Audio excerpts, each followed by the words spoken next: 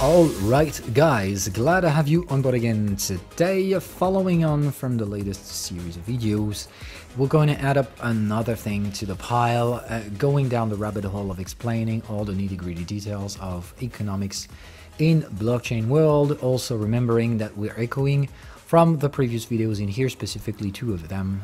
The one that I think I named like 95% Ponzi schemes out there, very interesting one, and the other one, the lessons from 2021 bubble, not to repeat in the next cycle around. So what we're going to be talking about today is kind of an insight and deep dive into actual revenue stream models for blockchains, aka profitability, which is something that I've been mentioning quite a lot of times without necessarily going into the details, which I think are necessary details. So we're going to go down this rabbit hole today of understanding and explaining what it is that there is to know in terms of actual profitability factors. So today we're going to make it straightforward. There's only one and single blockchain that is operating at a profit. That's Ethereum, and we're going to explain how we come to that conclusion. We're also going to explain the drawdowns from these or the takeaways from these models and the missing pieces, and we're going to of course replicate that model to other token ecosystems to understand some key differences in between those who will operate at a profit, those tokens in which you can think of investing in over the long run because they will bring revenues over time, they will be operating at a profit, and therefore holding the tokens will be rewarding over time profits from you. And the other ones, that means basically we're going to separate three categories, right? The ones you can invest in and operate at a profit will derive a revenue, okay? That will get you some money. You will get money by participating in securing those blockchain and will get an extra revenue, okay? A profit.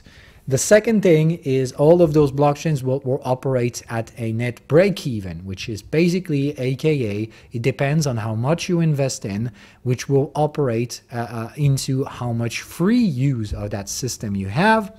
And the third category is, this is an unfucking profitable system. Every fucking dollar you put in it is just going to be burned into creating an unprofitable system in the end, no matter what.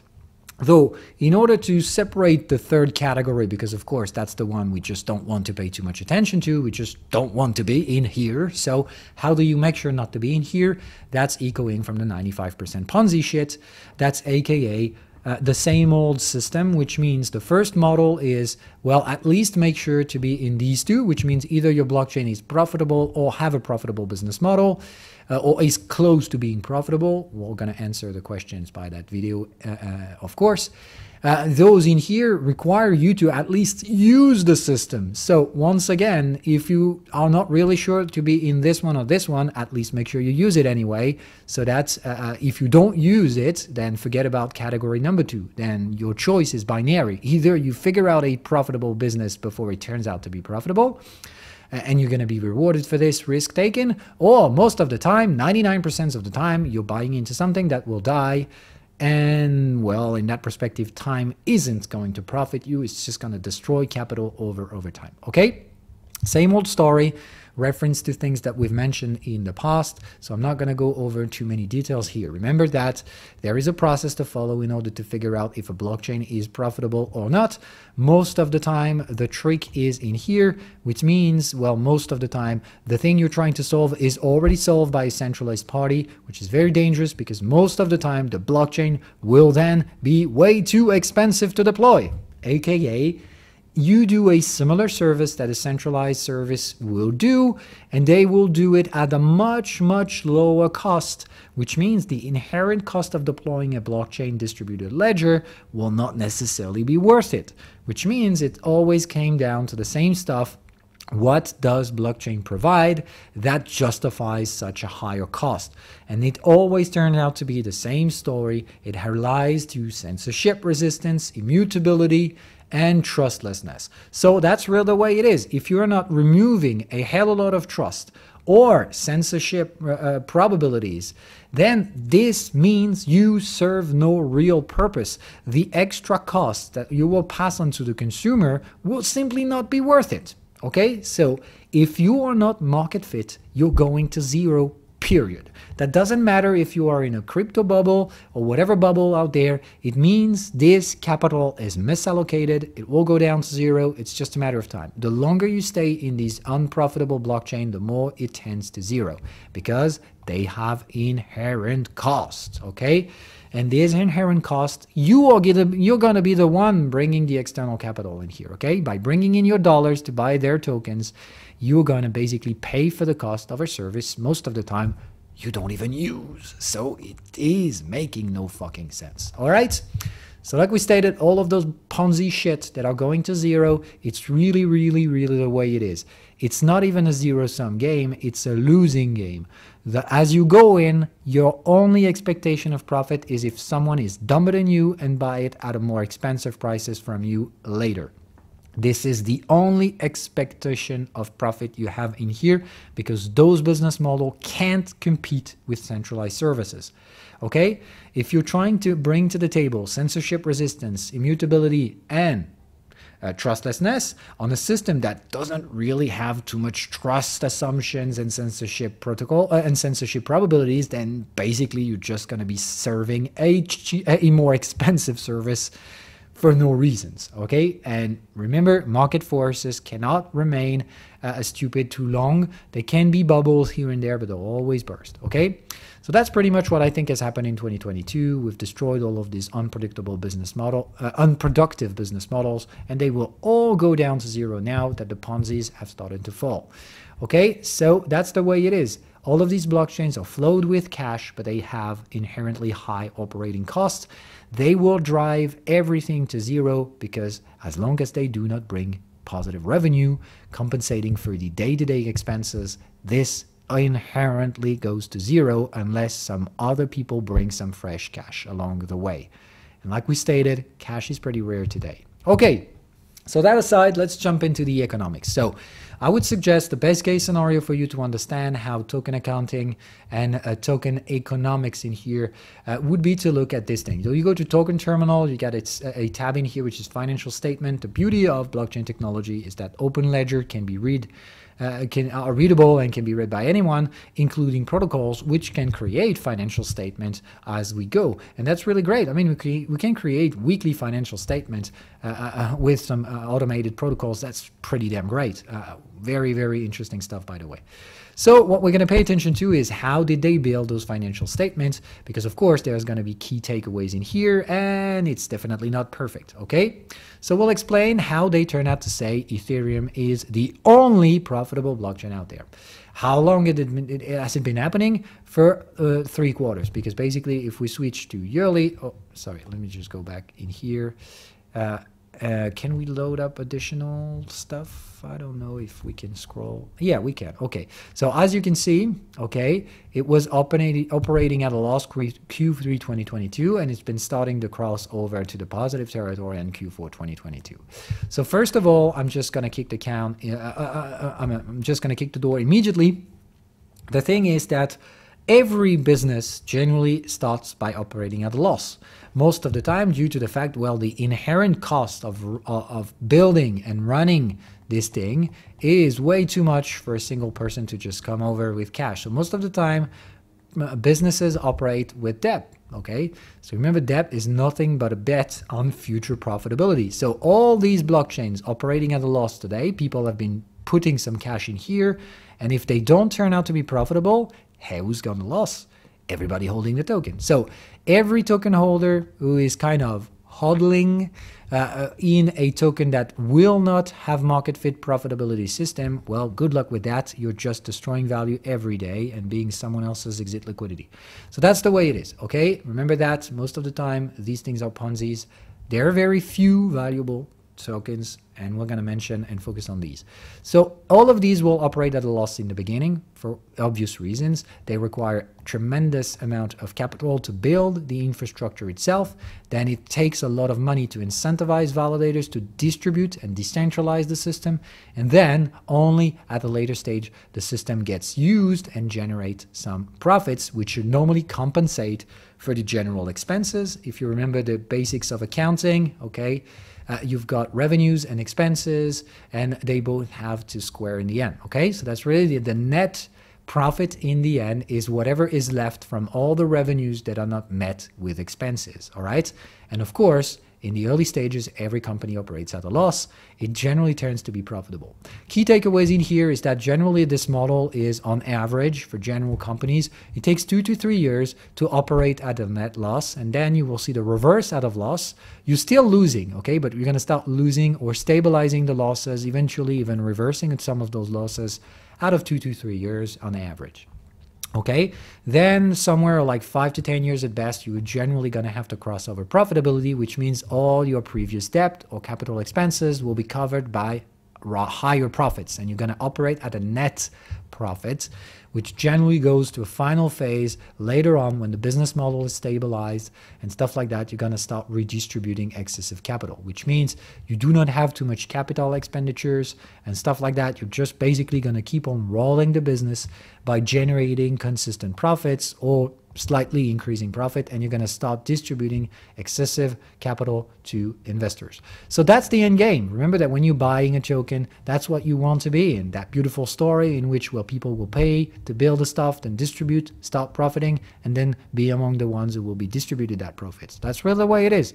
This is the only fucking way you can get a reward from a token without diluting its value. That means the price of the token can remain the same. You're going to get rewarded with new tokens. That means the blockchain has inflation that doesn't dilute the token price. Or option number 2, the token supply remains the same and therefore the token price will rise. By holding the token, you will get rewarded by having the ability to sell it at a profit with value. Remember that if the prices go up without additional value brought by the thing, you're just in a Ponzi fucking thing, okay? Only profitable systems can be sold at a higher price without just speculative expectations and stuff like that, okay? So that's really the way it is. Of course, there are discounted cash flow models and stuff like that, which means projects operating at a loss today still have value today, okay? But they're gonna have to deliver on those promises, otherwise they're nothing but fantasies, all right? So you've got the whole story and the whole picture. So now let's dive into these accounting. Sorry, it's certainly not for Dogecoin. Let's go for Ethereum, okay? So quality revenues, we're gonna show definitions so you see it, aka how do they build this thing?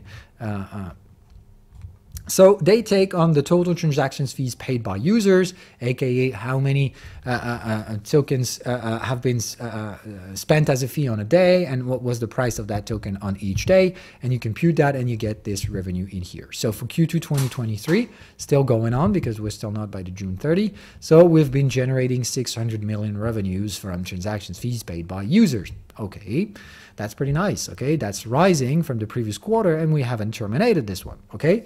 So we're kind of halfway through, and we've already made more than the previous quarter, so kind of hell of a growth rate in Ethereum. Remember, growth is what the market cares for prices. Then, what matters is for you to understand that the transaction fees has to be split into whichever part of them goes to validators. Remember, validators are network operators that do need to get paid for their services. So remember, some of those revenues, which are fees paid by users, go to expense because they pay the validators for their services, okay? So basically, we need to remove the transaction fee part that is rewarded to validators out from those total fees. So this is basically the revenue is revenue minus expenses to secure the network, aka in here, it's a very simplified model, but basically securing is whatever comes to validators. So you take out of the 600 million, 86 million would just pay for the validator. The rest is basically burned, okay? So aka in here, that's everything that's burned, that's the base fee. Though the base fee have burned the equivalent value of $500 million on the ongoing quarter. Significant increase compared to the last quarter, and remember, this one is just halfway through. So very significant growth rate.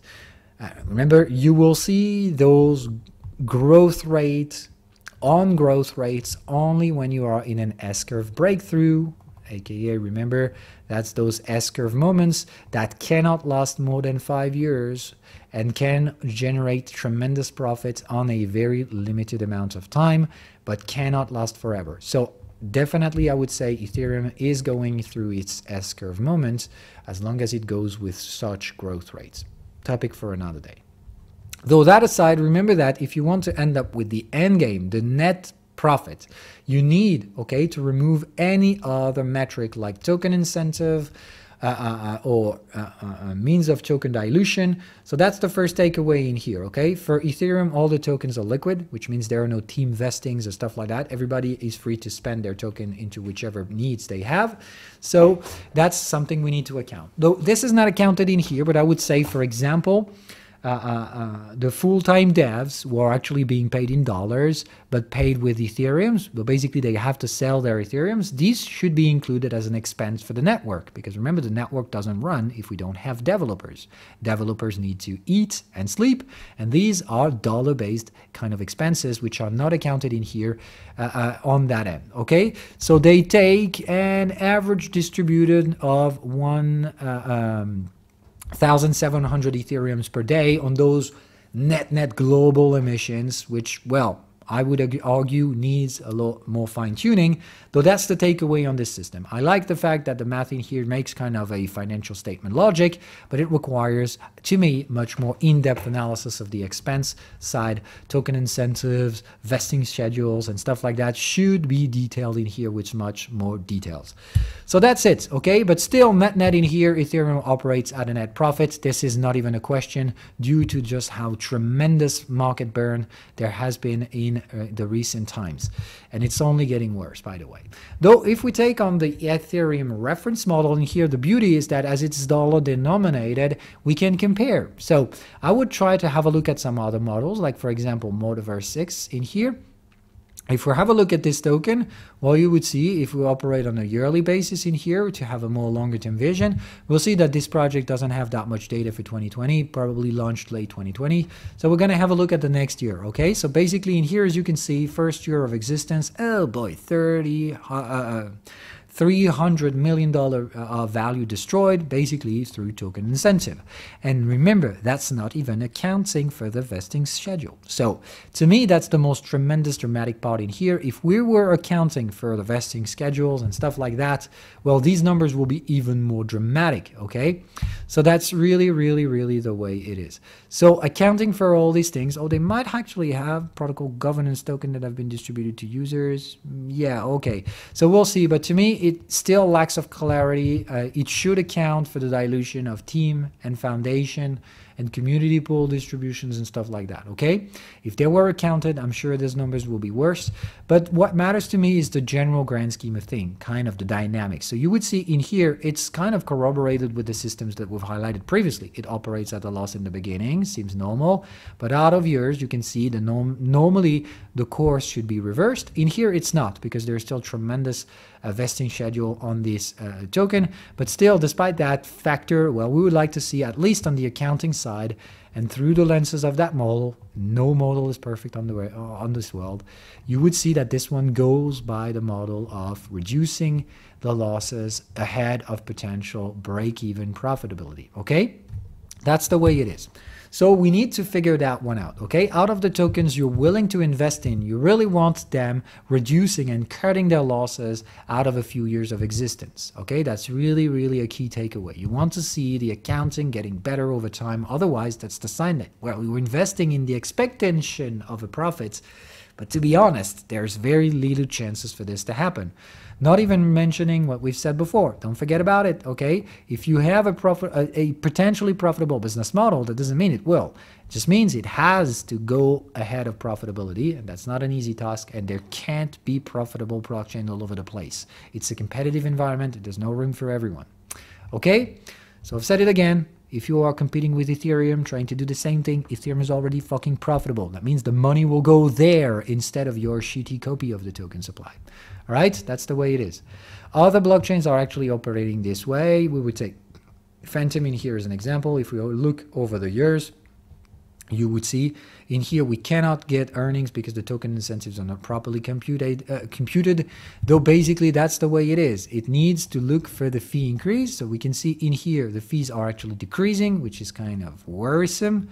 very, very worrisome, okay? The growth revenue statement in here in terms of fee collected isn't great, okay? Then you want to see the supply side fee reduced in here proportionally, okay? Otherwise, the revenue will decrease. So in here, as you can see, the revenue is actually decreasing year over year. Also, remember, this year is far from being closed. So you should look at the quality over quality to see the dynamic in here. And as you can see, it's growing at kind of a good pace. Okay, remember that the 79% growth rate quarter over quarter isn't that bad. The question in here is what's happening with token incentive. Do we have vesting schedules and stuff like that? Okay, so most of the tokens in here are unfilled, which means we can't compute the earnings because the data isn't properly put in.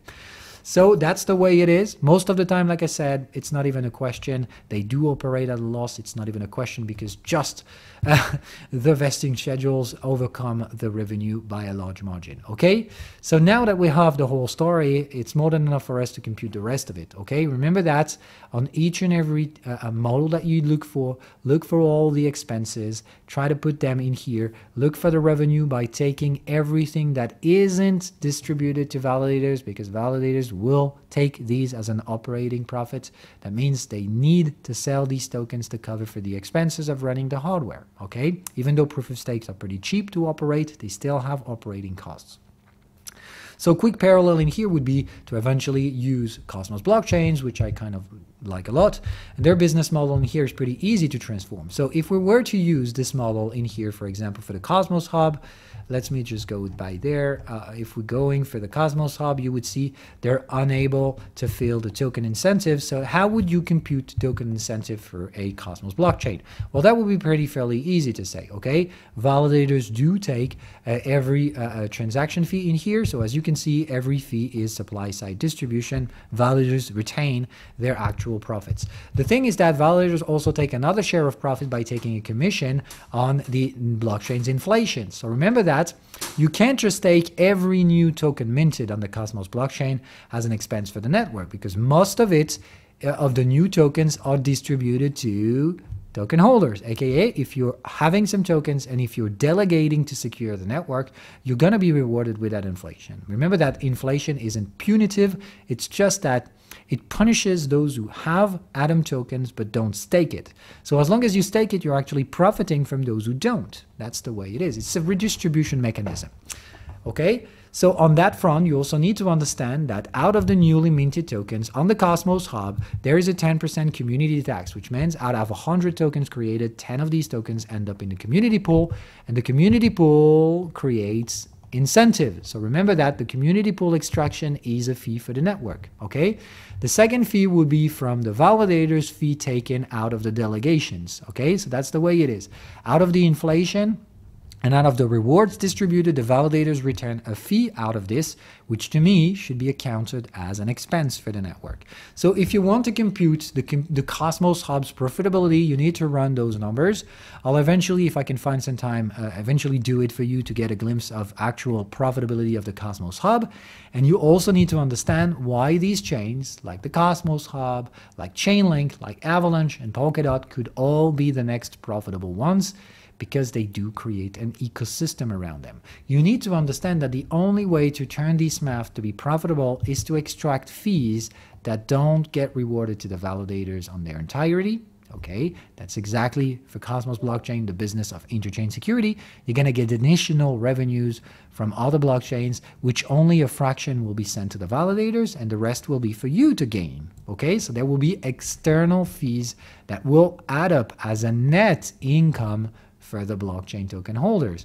Then you're going to have to subtract all the inherent cost of the blockchain. Though for Cosmos, there are no longer vesting schedules, which means there are no dilution of token from teams and stuff like that. All of those tokens are already liquid. Though you need to understand that this, on that perspective, will be accounting for all the validation costs to operate the blockchain. So I would take on and take off the actual person fee taken on inflation for the Cosmos Hub. And the only way for this blockchain to turn profitable is to bring in external revenue and reduce the external costs. So there's one way Cosmos will end up doing it, and that's actually the roadmap ahead for Cosmos, is to bring external revenue by sharing the security that the hub does provide to other Cosmos chain at a revenue, a % revenue from the consumer chains. And of course, this will rise the inherent operating cost of validators, and as long as there's more revenue than expenses rising, this will turn to be a profitable model for Cosmos Hub. Remember that inflation isn't punitive as it's redistributed to the token holders, so that just means all of those revenues won't necessarily translate in token prices. So that's the thing, the next final stuff. You can have increasing value in the network, but if the inflation is higher than the brought up revenue, then the token price won't go up. You will get richer because you will get newly minted tokens, which means if you had 100 tokens today and have 110 tokens at the end of the year, and if the token price is still the same, you've made a net 10% profit, kind of like a dividend. Okay? So remember that's the same old model. You can be profitable with a stable token price. It's just on that front, you need to get more tokens by the end of the year. Those additional tokens are just like a dividend. Okay? So you need to understand that. And the only way you can get more tokens at the end of the year at a similar or higher price is only viable over the long term if your fucking underlying project is making profits. There can be no dividends without profits. And you have to understand that very, very clearly. There can be no price increase unless there is token deflation, okay, or token flats, which means the token supply needs to be flat, aka no fucking vesting schedule diluting the supply anytime, and profits. If you have that, then yes, the token price will rise with underlying value. Okay? Otherwise, it's just full of shit. The prices is rising because so many people are expecting profits on an unprofitable blockchain, and the beta have to be ending being right later, because as time passes, if the profit doesn't show up, then it's just you subsidizing a losing streak profit, a losing streak project, which means time will just be a pain in the ass for those holding those tokens. They will inherently lose interest, lose value, and go to zero. Okay? And remember that the only way these projects that do not have a profitable business model to go up is to find some dumber person than you to buy your token at a premium. So you're actively participating at Ponzi's.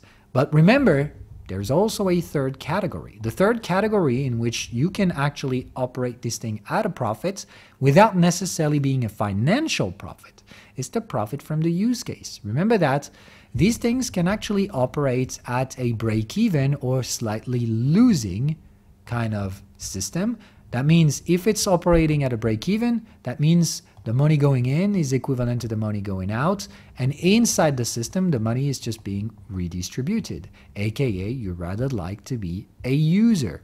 You are losing tokens because you're using the fucking thing, you're spending the fees, and you are gaining from the tokens you hold that gives you passive revenue. Okay, either through inflation or through revenue sharing inside the system. You're getting paid with tokens and you're using those tokens to use the service. You, aka, you've invested on some of the token supply to be eligible for rewards and you're getting used for free. That's the way it is. This system doesn't have to be profitable. It just have to make sufficient profit to inherently sustain its inner costs. It doesn't operate at a profit, it just operates break-even. But those who use the system are also the ones participating in securing it or validating it or actually participating directly or indirectly to the blockchain. They're getting paid by tokens, which they use in and community circle stuff. Okay, that's redistribution community use cases. That's actually the system for common good. That's really the way it is. I've always said it. Blockchain is mostly good at creating common good systems in which shared value can be associated with shared token holdings, which means then you get to use for free if you get a sufficient share of the protocol compared to what you use. That's another type of balance sheet that you could create against the use cases you have, the more you use, the more you're going to have to own of the token supply to maintain the balance and get the free use. If for whatever reason you want to take some money off the table, you're going to have less tokens, which means you're going to have to pay to keep using that service. Do you understand this thing? That's really simple for me to get it, okay? Some systems may operate at a net loss, which means even though you hold the tokens, you're gonna have to input some money in order to use as you wish. And that's the kind of systems that will have inherent added value that isn't money. Okay? That means you're not just gonna cover the cost, you're still gonna have to bring some money to the table in here, but this will bring some external benefits. Because remember, it's not just all about money. Some of the services in here may be operating at a loss, and you're going to have to bring in that external capital as a user, because this service will bring you, well, the things that blockchain does provide that no other system can provide. Censorship resistance, decentralization, trustlessness, and stuff like that. That means some actual use cases require a blockchain because they're highly sensitive to censor. They're highly sensitive to permission, or the state can be altered, like unwinding previous transactions and changing the state. These things which you don't want, if you are in a sector that requires censorship resistance, trustlessness, and immutability, well, boy, this might be at a cost.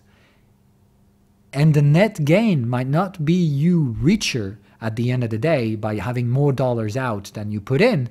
You might be putting in more dollars than you get in the end, but at least you've gained something in the process. You've been using a service that was trustless, decentralized, censorship resistant, and immutable.